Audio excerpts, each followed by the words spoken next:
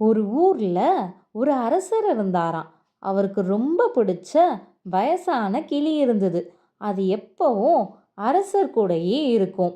ஒரு நாள் அரசரும் அரசியும் வேலை நிமித்தமா பக்கத்து ஊருக்கு புறப்பட்டாங்க. அப்போ சில பணிப்பெண் மற்றும் காவலாளி கிட்ட கிளிய பார்த்துக்கிற பொறுப்பை கொடுத்தாரு. அது இறந்து விட்டது என்று கூறுபவருக்கு தக்க தண்டனை இருக்குன்னு சொன்னாரு.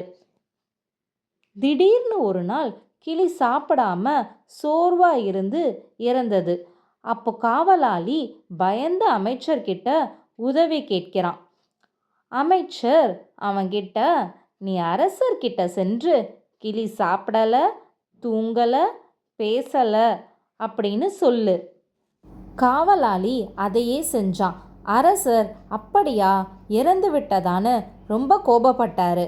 உடனே அங்க வந்த அமைச்சர், இறந்து விட்டது என்று கூறுபவருக்கு தான் தண்டனை என்று நினைவூட்டினார். அரசர் சிரித்தார், காவலனை மன்னித்தார்.